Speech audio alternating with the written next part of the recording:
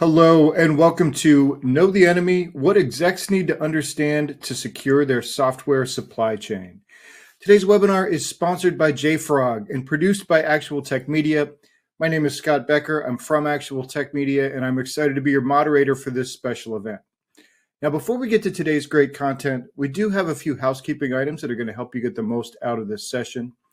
First off, we want this to be an informative event for you, so we encourage any questions in the questions box in your webinar control panel.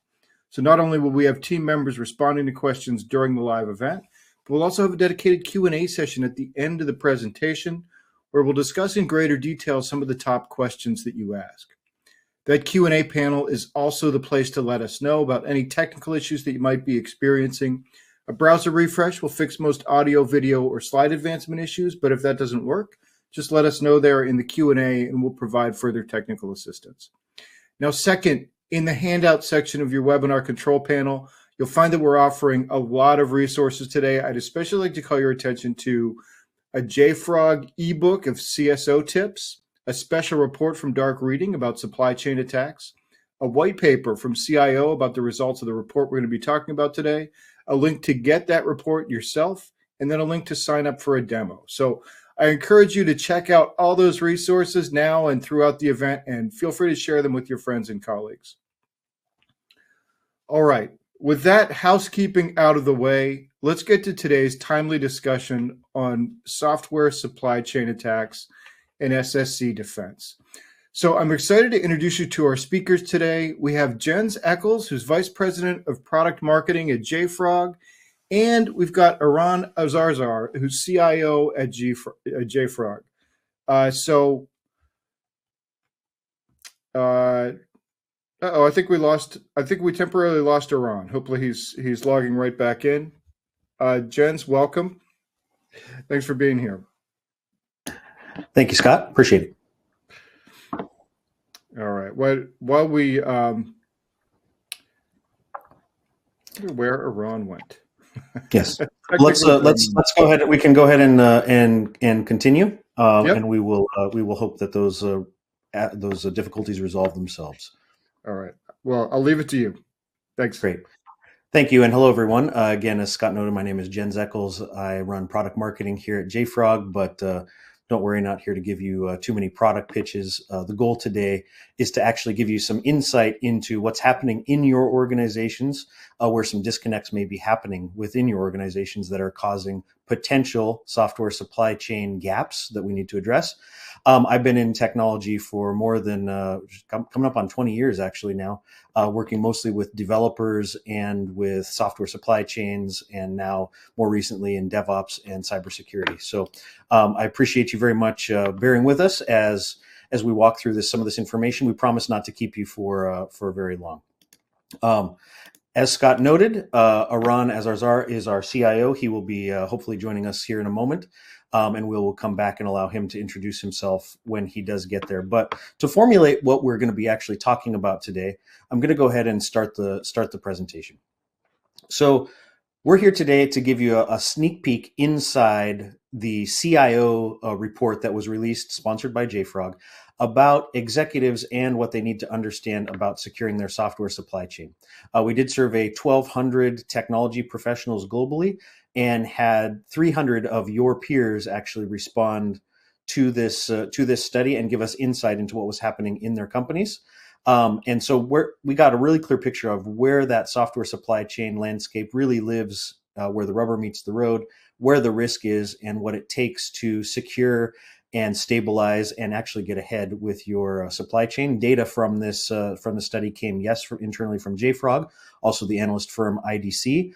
We also enlisted Atomic Research and CIO Online. And Eran, I see you have you've joined us and you're back. I went ahead and introduced myself, but just so when we get to you later, you sound familiar, maybe you could walk through how you got to where you are today as the peer of many of the folks in our audience.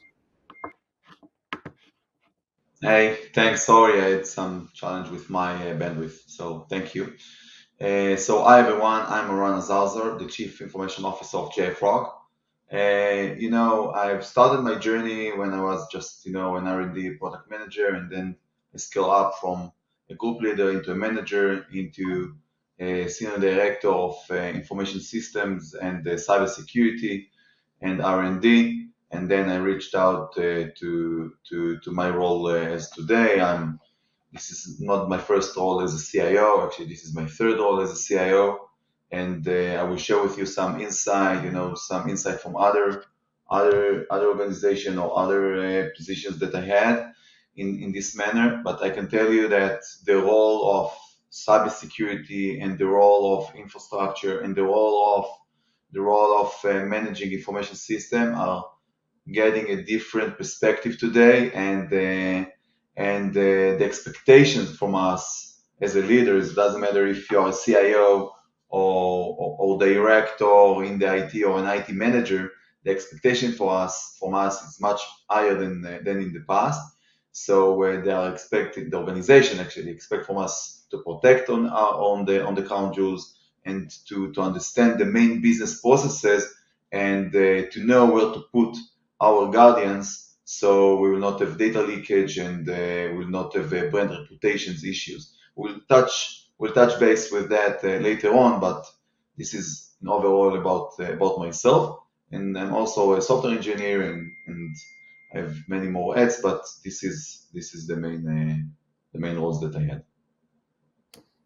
Great. Thank you, Ron. And I think to me, what stands out the very most is you understand the consequences of a lot of the things we're talking about throughout the organization. You've been in many of these roles from the bottom up and the top down. So we'll be looking forward to some of your insight on this study and some of the best practices as we get there.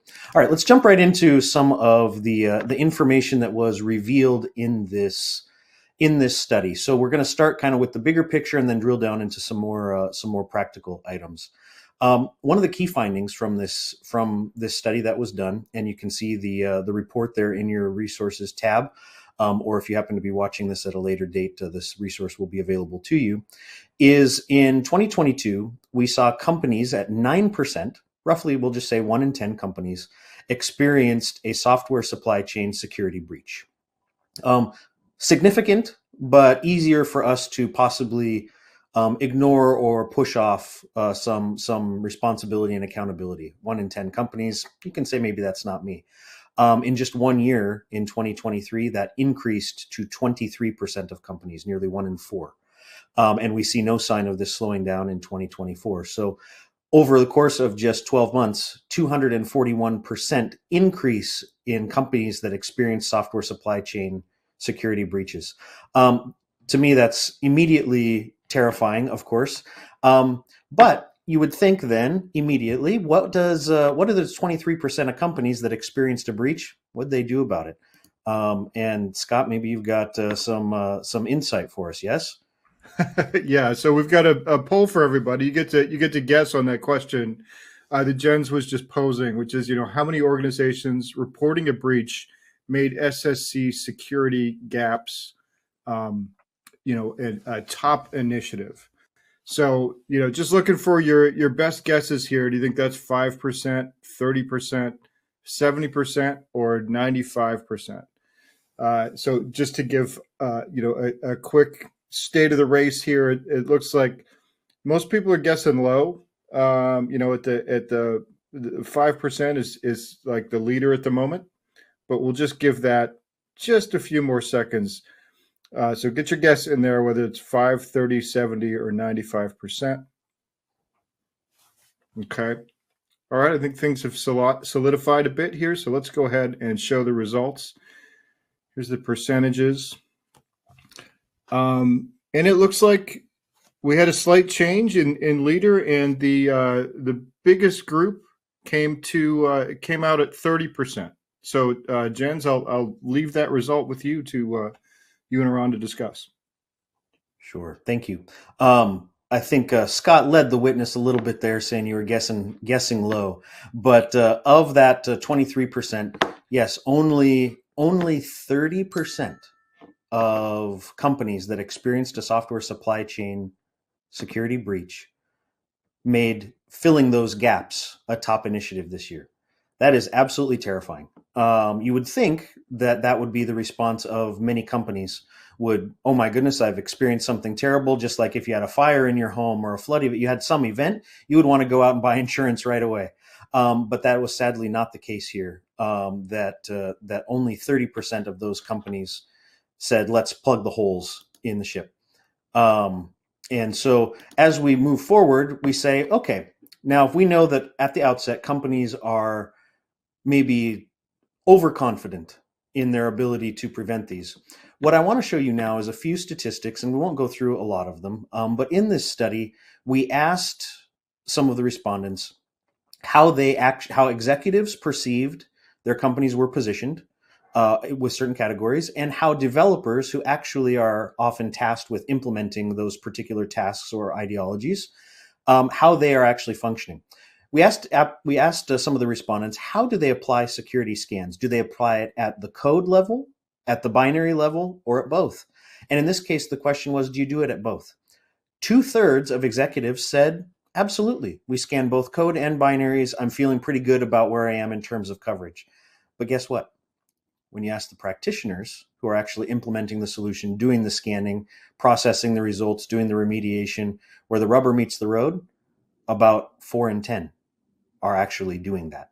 That's 25% gap in what executives feel their security posture is when it comes to software supply chain attacks and what's actually being implemented at a binary and code level. And Aran, I think maybe we've got some stories later about what happens when you make some poor assumptions about that particular area.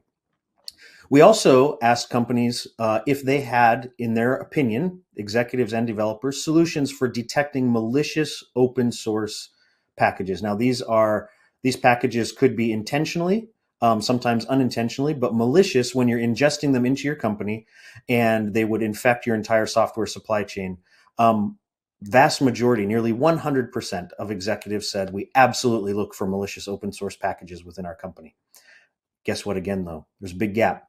Developers, the ones that are actually utilizing the packages and looking at the results of those scans, are saying, no, we don't actually do that. Again, more than 20% gap on ingesting open source packages and the ability of those to be detected before they ever enter your organization. If nothing else scares you in this presentation, it should be this, because more than 90% of our software is composed of open source now. And if only 7 in 10 companies is saying they're looking for malicious open source packages, that's nearly a third of you statistically on this list that are not protecting yourselves from malicious open source packages, but you feel like you are. So there's holes in the ship that are revealing themselves very quickly that we need to be careful of. Last one. We have all heard of we're all impacted already with the rise of AI, Gen AI, machine learning, ML ops, tools that are incorporating intelligence into our applications. And the next question for any good security organization and CIO is, hey, how are we making sure that this is going through the same security processes, remediation processes? How can we know that what we're utilizing is safe? Again, the vast majority of executives believe that their AI and machine learning tools are integrated in their scanning processes and their existing remediation processes. Maybe it's just they're thinking of it as another container, another package. They went and asked the tech leaders, are we doing this? Someone nodded, and they're very confident. Again, though, the developers, the DevOps teams, the engineers on the ground are saying this is a huge blind spot. Doesn't mean you don't have any tools, doesn't mean you are not doing any security scanning, but this is not an integrated process. The remediation process is not integrated. You do not know how or when something should be prioritized to be fixed. It's not feeding back through your organization in the same way. So these blind spots are incredibly important. So hopefully I have achieved my goal of training you, because this affects everybody. This isn't a fear-based sale, but this is a call out to executives and decision makers within organizations in CIO, CISO roles. Open your eyes, dig a little bit deeper into some of these areas. The good news is you've got the right people to achieve some of these goals that you have. You've got massively intelligent and talented development teams. You've got QA teams whose job it is to detect and test and find some of these items already outside of the box. You've got entire DevOps, SecOps, DevSecOps teams who know how to remediate and prioritize and apply context to these vulnerabilities. The problem is they still don't know how to talk to each other, as you saw in some of those slides. All of these teams know exactly what they're doing and they know their jobs. They're smart people. You know your job. You're a smart person.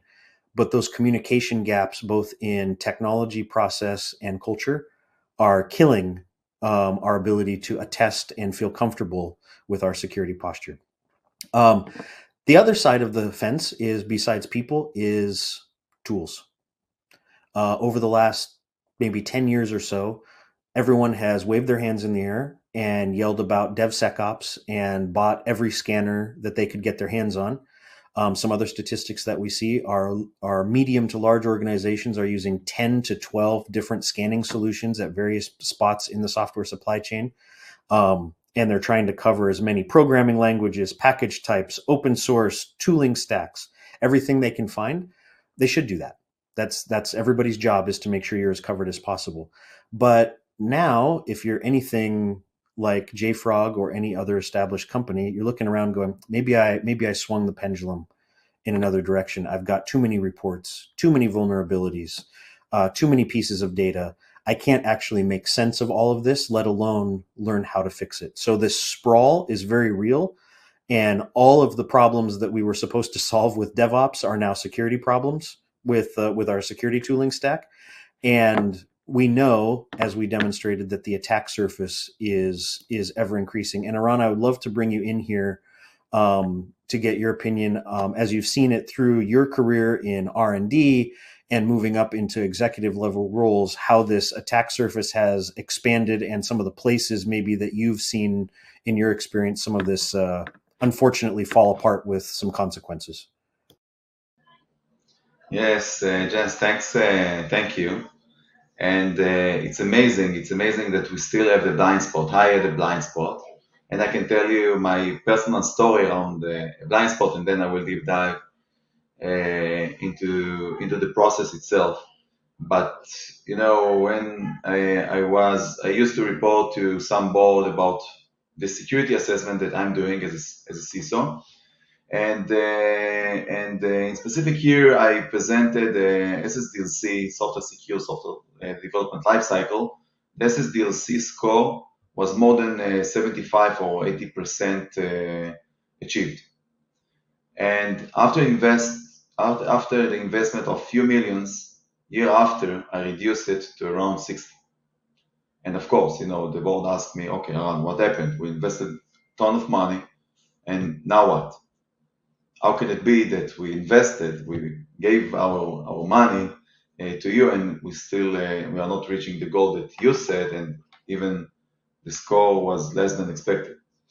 So the answer for that was that the rapid growth and around the software development and binaries was grew dramatically. On top of that, the usage of open source also goes dramatically. So we came into a point while more than 80% of the code that we are writing, actually they are binaries. And I said to the board, I'm sorry, but we are not protecting on our binaries. And then, you know, it was embarrassed for me and it was embarrassed for everyone, but this is a blind spot. And we had this blind spot, and today I still, you know, you saw it, you saw the report that actually you worked on, that we still have this blind spot in the market. And if we will not create a decent processes with the R&D, and eventually, you know, it's not their responsibility, or they believe that it's not their responsibility to protect on the binaries, or to protect on their code, it's an issue. And you said it. You said it by yourself. We have great people. They are smart, but they are not collaborating between themselves.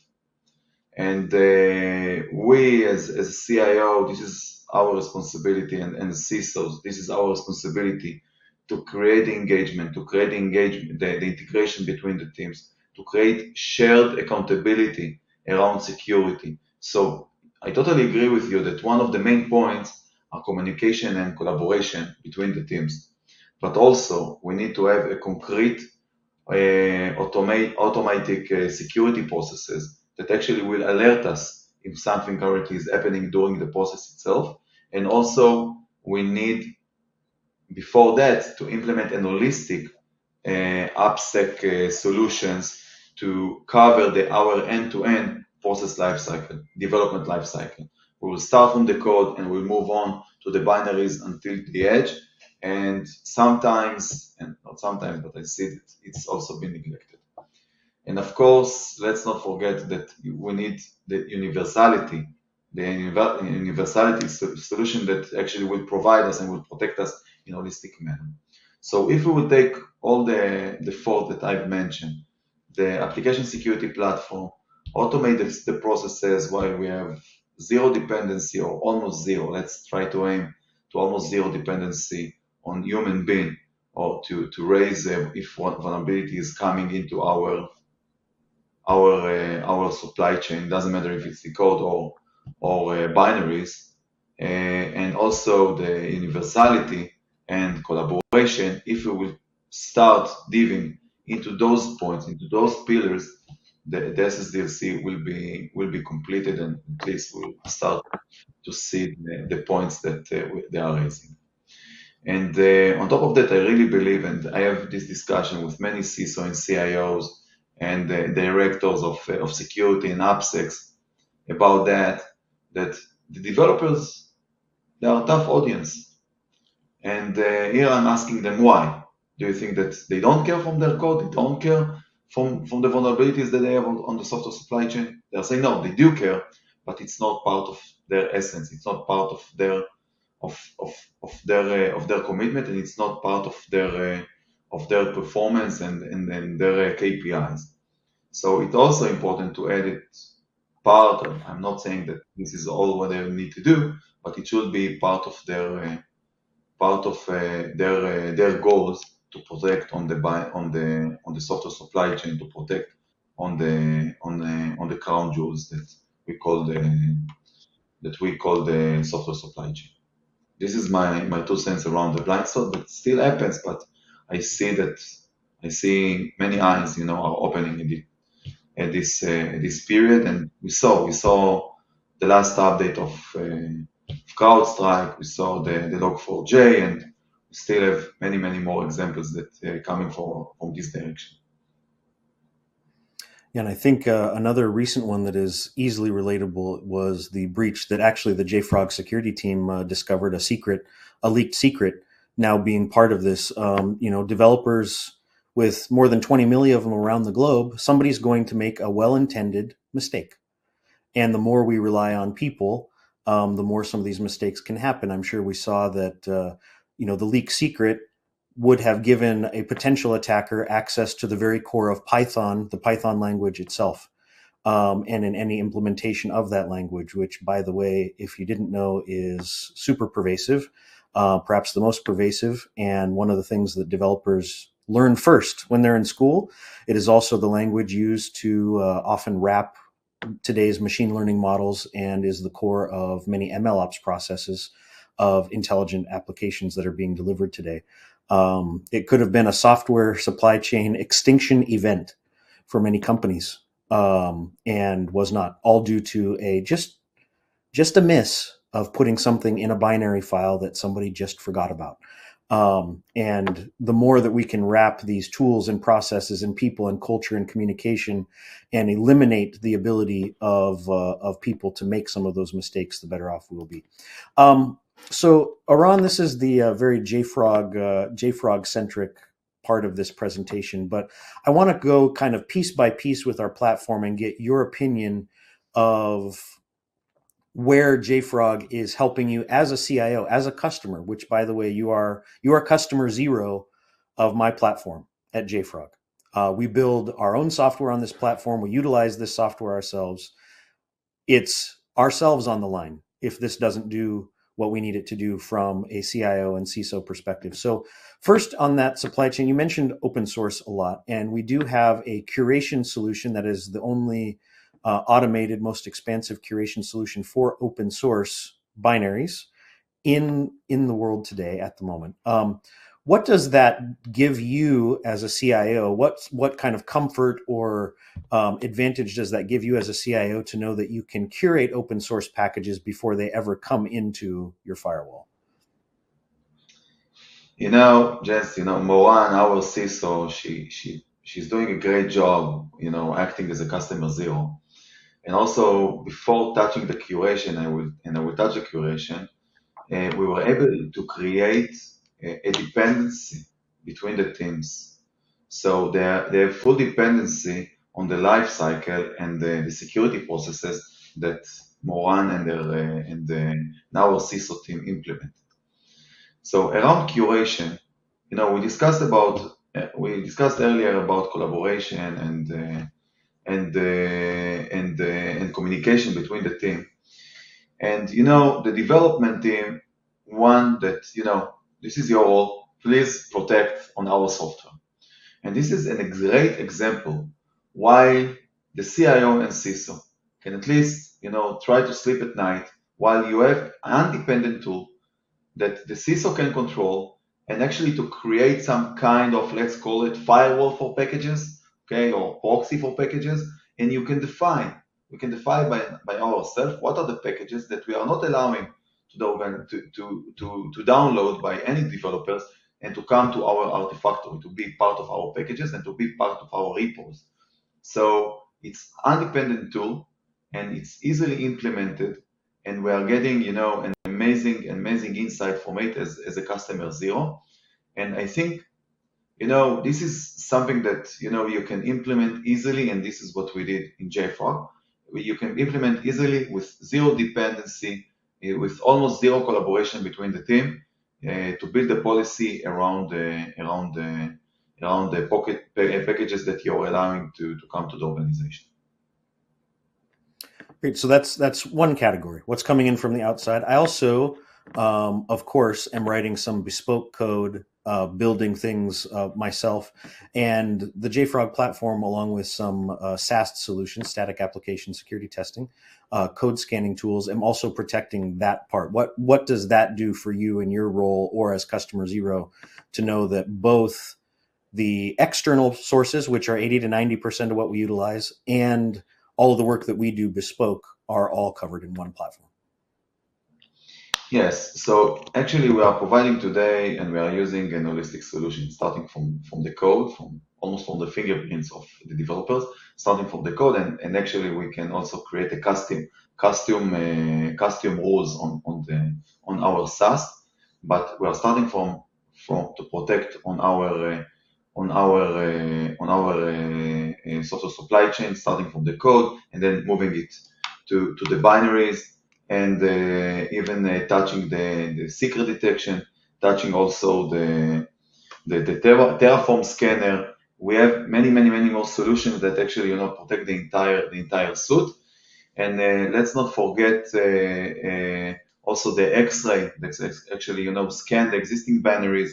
So we are getting it end to end. This is the point that we believe that brings the most value. And also the way that you're building your security solution, it doesn't matter what is the source and on what you want to protect. The way that you want to build your protections, it's like to build it in layers. So you're building it in layers. We have the one layer is the SaaS that you are scanning your code. Another layer is all the advanced security code scanning, the code scanning with X-ray, and the advanced security with the secret detection and Terraform scanning and so on. And you're creating a huge package like a few layers of protection. And this is the way that we believe that security need to be implemented. And this is actually the way that we are implementing security in all other aspects. It doesn't matter if it's network or any other data that we want to protect. You will never build your trust on one layer. You will always build it on layers. And at the risk of sounding like yet another layer of solution, we talked about the tool sprawl earlier. There are multiple aspects of scanning and discovering, But also, of course, we need to make sure that our teams are able to fix any problems that are discovered and fortify ourselves against further attacks. And so, as you were noting, Aran, with advanced security and some modern SCA tools as well, also importantly backed by a dedicated security research team that looks at all of these vulnerabilities, and it provides you enriched metadata on this. You can say, all right, developers, we found, let's say the worst thing possible happens and we found something within our pipelines that we need to go back and fix. JFrog as a platform is going to be able to tell your developers, here is the public information that is known about this vulnerability. Here is other data that we have been able to determine with our security research team. Here is how you should prioritize fixing this particular vulnerability based off of all those factors together. And what's the context of that vulnerability so that you can make a smart decision on whether or not it's something you want to address for your business. Something can be very severe on paper, but in reality is perhaps inaccessible to your particular application or your configuration. If something is inside your locked safe, inside your locked bedroom, inside your locked house, inside your locked gated community, maybe it's important to go fix that, but you may want to prioritize the thing that is very vulnerable that is in your yard. And JFrog is going to help your developers do that and be able to not just discover things in a very efficient way, but also what is that time to remediation? How do we reduce that exposure time for your entire company and feed that back into our single source of truth, which is, in our case, JFrog Artifactory, where all of your actual assets are going to be living. Aran, any commentary? Yes, I want to take this into the practical level, Jensen, and let's remind ourselves the Log4j. I act as also as a CISO when the Log4j happened, and it was a huge drama in my organization. Although that we weren't sure that actually we are using the Log4j, but anyway, you need to replace it. You don't need to replace it only on your dev environment, also on your production environment, which is pretty heavy. So using the contextual analysis, the actual context that, if you are really utilizing the specific package or the specific library inside the Log4j, it was something that was missing there.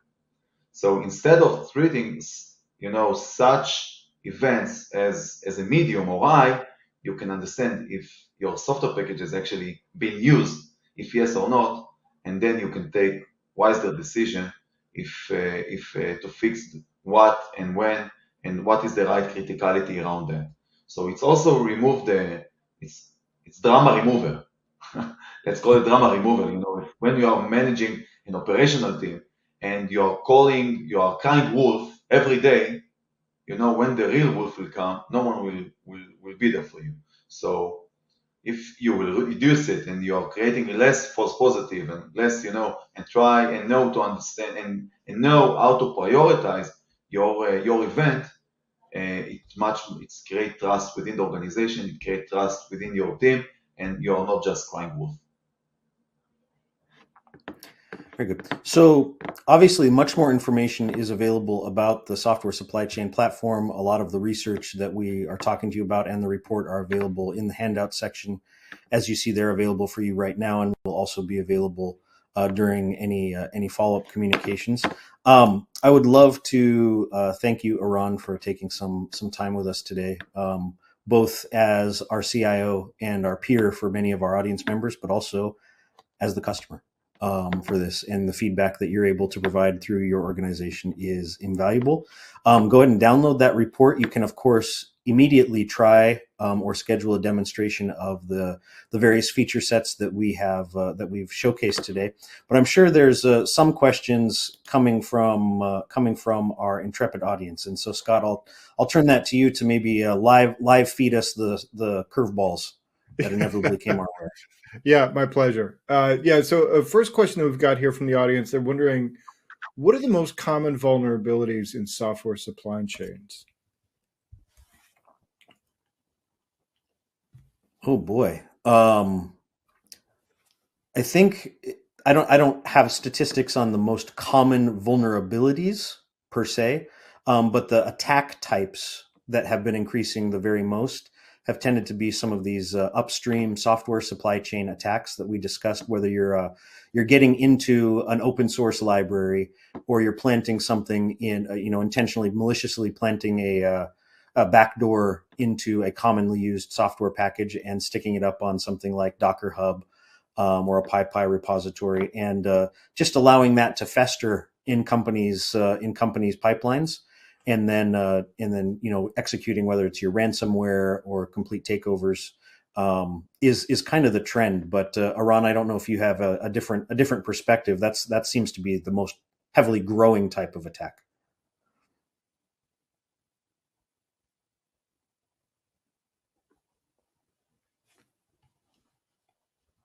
Hang on, Aran, you're muted. Try it now. No? Yeah, we can hear you. There you are. Okay. Can you hear me? Yes. Yes. Okay. So, no, Jens, I'm sharing the same feeling like you. There is always something, some new package that you thought that it's safe and it become vulnerable. And there is not something common, but the main common is the way. The way that, someone is plugging in some militias into your supply chain. And now let's try to find it. So the method is to be part of the supply chain. There is no common. We just spoke about the last research, the security research, what the security research found.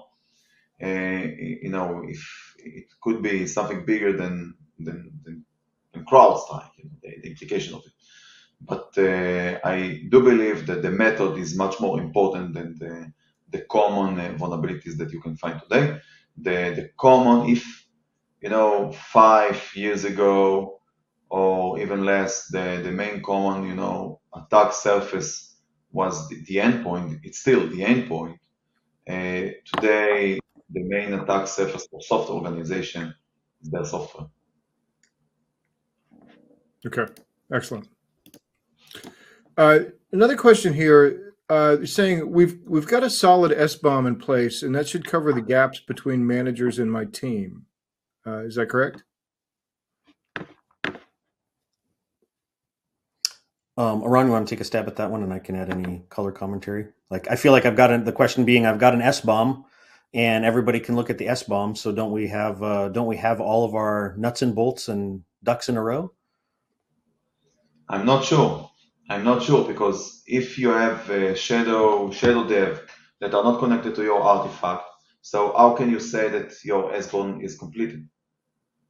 So first, you need to have all your artifact, in one place, and software and binaries, everything should be in one place, and then you can understand it, and you can declare that your SBOM is completed.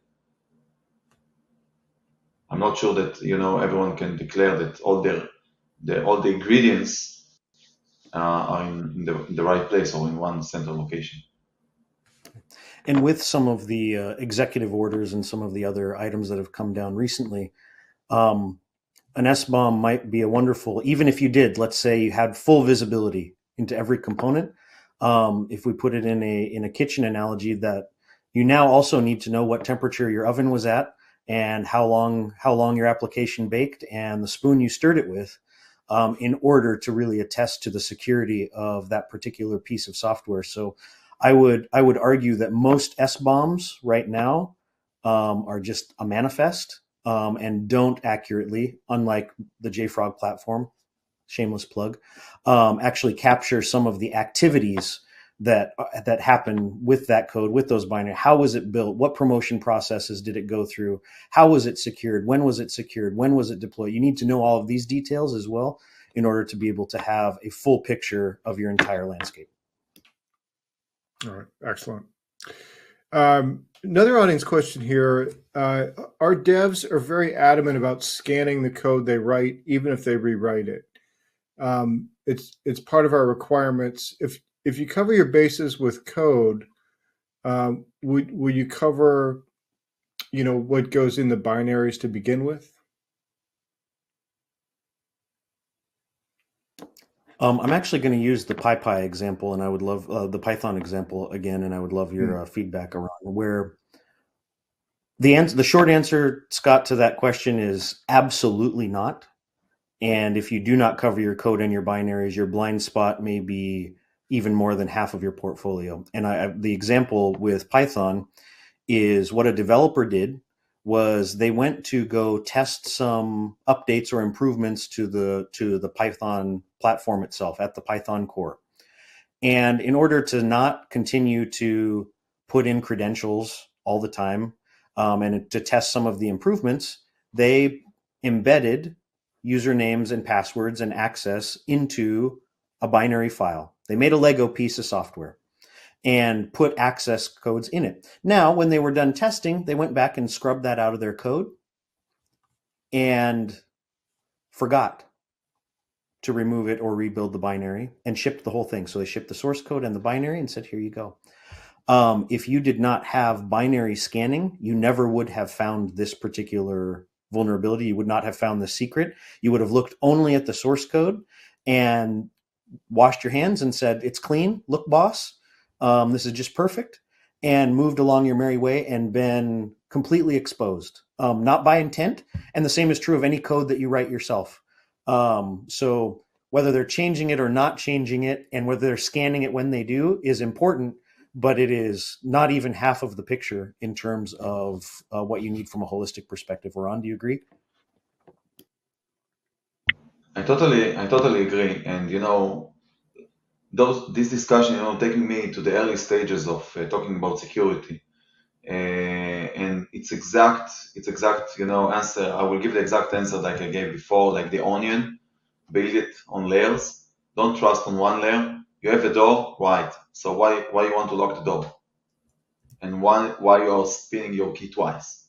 So you want to be protected, and you also you want to be protected also sometimes from yourself, from mistakes that you are doing. So don't trust only on code scanning. You should also validate that you have deep and robust and holistic solution to protect on your binaries. Okay. All right. Excellent.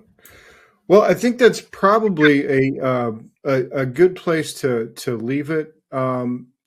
Just I guess Jen's just one more time, if somebody wants to get started with JFrog or find out more, what would you recommend? Yeah, absolutely. So we've talked a few times the resources that are available for you right now while we're speaking in your handouts area of the interface there. So feel free to view those. You can download those and keep those available for yourself right now. We'll also have these items available in resource centers, on landing pages, in follow-up communications for this. So if you're actually watching this at a later date, they'll be available to you as well. But if you want to get your hands dirty, or in this case, clean, since we're talking about security, it's very easy to go to JFrog, click on getting started. We can set up a demonstration of some of these for you, be able to show you a proof of concept in a nice sandbox environment that we can help you set up, so that you can really start seeing what this looks like from a holistic point of view. Because at JFrog, what we imagine is a world where even if something is discovered in production, where the software is running itself, if you have the ability in one platform to feed that vulnerability data, the best way to fix it, all the details around the exposure, all the research around the exposure, the prioritization of that, feed it all the way back through the pipeline, even to the developer that first curated or wrote the code, your time to exposure is much more robust. Your compliance is much more robust. Your ability to attest to your software is much more robust, and you don't have the laying awake at 2 a.m. wondering if the next log for J is going to hit you. It's our job to have your back on many of these things. So we would love to showcase how it can help your company. But think about those statistics. Think about those gaps that we talked about between what executives are feeling about their posture and what the reality is on the ground. And ask yourself if you're very comfortable with that 20 and 30% gap in coverage. If you're comfortable with that, you probably should be questioning the robustness of your entire supply chain, and maybe even looking for another job. If you're not comfortable with that, then we are greatly looking forward to the opportunity to help. And thank you, Scott. Thank you, Aran, and the ability for us to be here today and share some of these experiences with you. Yeah, thanks, Jens. Thanks, Aran. It was really informative presentation. Appreciate all the insights there in the Q&A as well. And with that, on behalf of the Actual Tech Media team, I want to thank JFrog for making this event possible. And thanks as always for attending and for your great questions. That's going to conclude today's event. Have a fantastic rest of your day.